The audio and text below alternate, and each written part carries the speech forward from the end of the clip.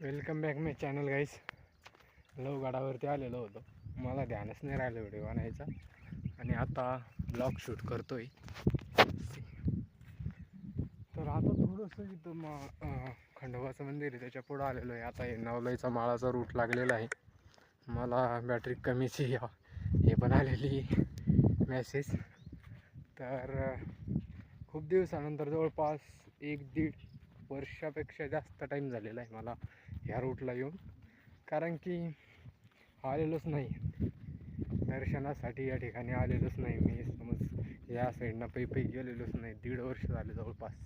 खूप दिवसाच्या नंतर लय भारी वाटते गाईस, कारण की एकदम शांतता आणि गडात तर एकदम करेक्ट शांतता. आल्या आरती झाली, आरती झाल्या दर्शन झालं.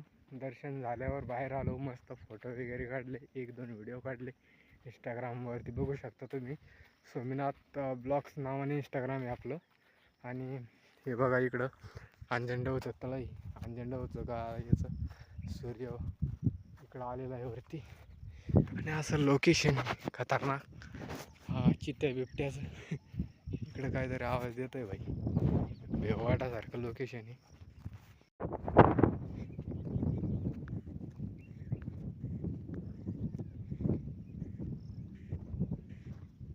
गदाडी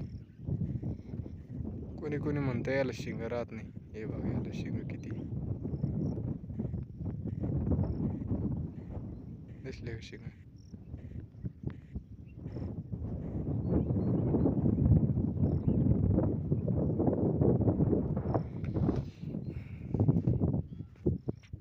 इतके दूर आहे मायापासून. आणि इकडं हरणा बघा. अरे भाई आज तो अच्छा दर्शन हो गया भाई साहब, 1-7-2-2. हे बघा हे पळायला लागले बघ, हरणा बाहेर ना, हरणाचं दर्शन. जंगल अभयारण्याची जंगल टाईपच भाई. इथं सारं पाहायला भेटतं. हे बघा कशी पळू राहिली. इथं दुसरा कळप दिसलेला हरणाचा डबल.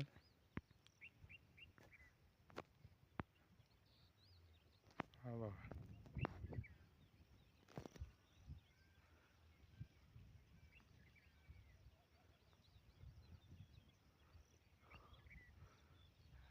अलीकडं काही लय छत्र्या असते त्या. हे नवीन मंदिर बनलेलं आहे नवलाईच्या माळावरती. या ठिकाणी पण जत्रा असते. लवगडात आज जत्रा आहे सोमवारची, आणि या ठिकाणी पण जत्रा असते. पोळा असतो त्याच्या दुसऱ्या दिवशी पाडव्याला. पाणी बघा किती बाहेर लागलं एरीला.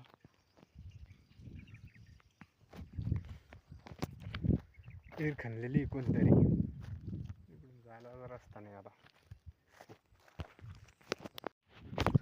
रस्ता झाला, लाईट झाली या ठिकाणी, त्याच्यामुळं आता इथं खूप जास्त टायमात, खूप कमी टायमात या ठिकाणी कन्स्ट्रक्शन वगैरे होणार आहे.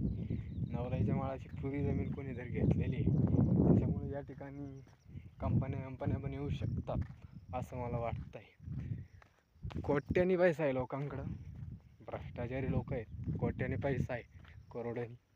जी इथल्या गावकऱ्यांची जमीन आहे ती त्यांनी कवडी भावात घेतली असेल, जास्त भावात तर नसनच घेतली, कारण की जंगली जमीन. आणि कवडी भावात घेऊन आता दोनवडा साईडला आणि आपलं सावकार लाडसंगी रोड होतं आहे, त्याचं कंस्ट्रक्शन कंप्लीट होतं आहे जवळजवळ.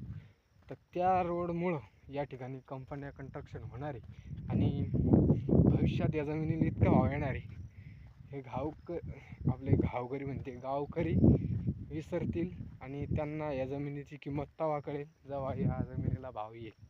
आता सध्या नाही कळणार.